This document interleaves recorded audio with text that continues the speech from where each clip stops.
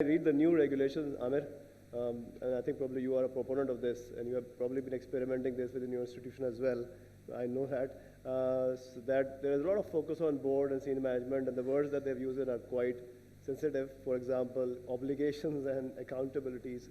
So obviously, with those sensitization or sensitivity of the board and the senior management role, how do you see, and what are your views on further strengthening the awareness and the ownership and the sponsorship of the sponsors in the board?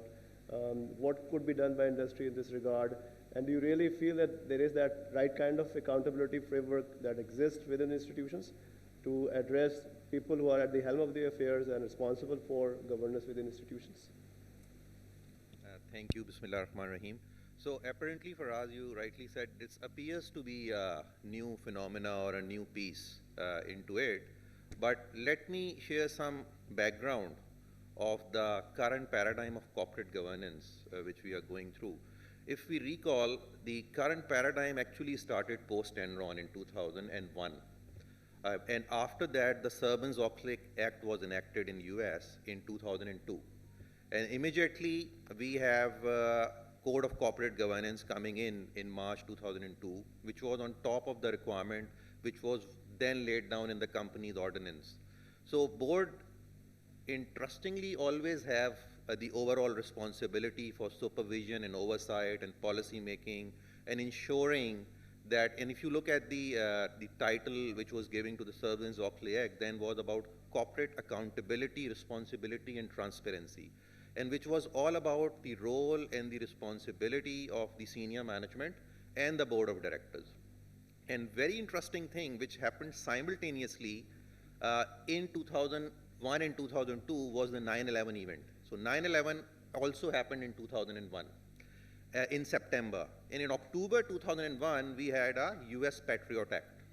And US Patriot Act was practically a first legislation in US which gave power to the law enforcement agencies to prosecute and to track down and to take down the financial crimes, more so the terrorism, financing, and the money laundering, but the broader piece of the financial crime.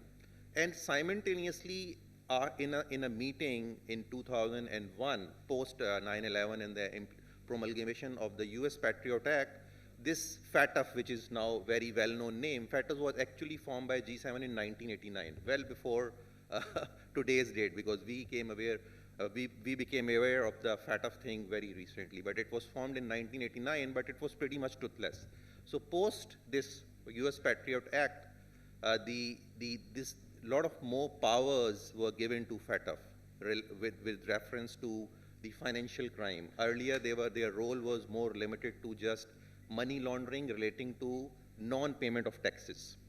So these two things happened simultaneously in the world, and interestingly, these two things are very well connected with each other.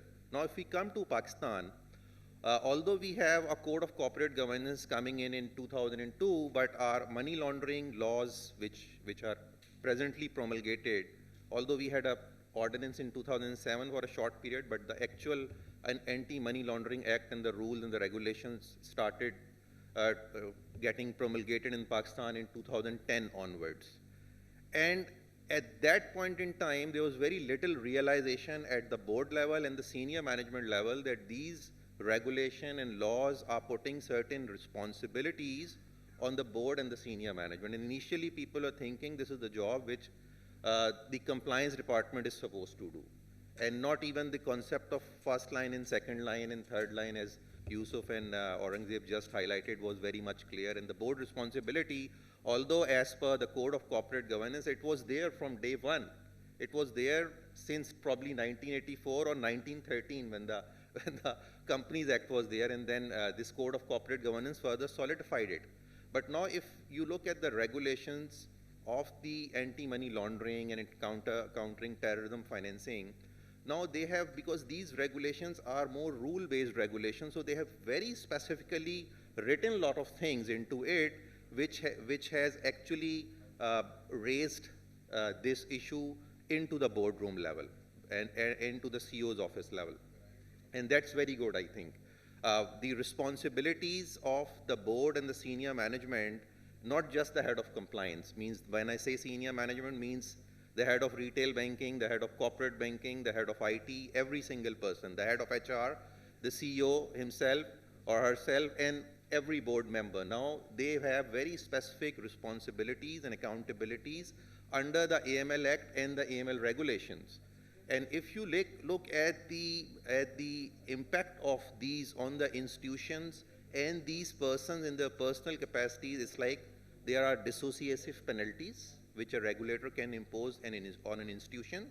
The regulator can suspend the license of the regulated entity or can even revoke the license. And it's not just limited to that. It's not just going after the artificial person. They can also go after the natural person. Say the members of the senior management and the board of directors, they can be reprimanded in writing. They can be suspended. They can be removed from office. So now the responsibility is very high. So it's very important that the realization should be very high as well at both the level of senior management and the board of directors. And for that, luckily, a lot of understanding has developed over a period of time. But I think now, specifically at our senior management level, people who are not directly involved into compliance-related functions, and at a board level, there is need for formal training as well, so that they get a good understanding and a complete understanding. It's not just about now having a high-level overview of the AML and financial crime laws. You need to know. Ignorance of law is no excuse, frankly. So we all know this. So a board member or a member of senior management cannot say that I was not aware of this specific any anti-money laundering regulation or a counter-terrorism financing regulation. So it is very important that every single member of the senior management and the members of the board of directors should get formal training about these financial crime laws. And then probably some of them should also get a certification, like there is a certification for code of corporate governance. And interestingly, why I told you about these two things happening simultaneously, the code of corporate governance in US and in Pakistan came at a similar time when this 9/11 thing and the Patriot Act happened. So one subject left behind actually. So now it's about time that we should realize the importance of this other subject, which is about financial crimes. We should train the senior management and the board, and then probably some certification so that they are able to sensitize, be sensitized of the importance of this era, because the tone of the top, as Aurangzeb Saab rightly said, will set the culture down the line. Otherwise, it will be a similar pushback coming to either head of compliance or to CEO that the other bank, falana bank ye nahi kar raha, aap karwa rahe hain, wo client hamara chala jayega. So these things has to be now actually taken care of, and this is, I think, the way forward. That's why I connected both the regulations together.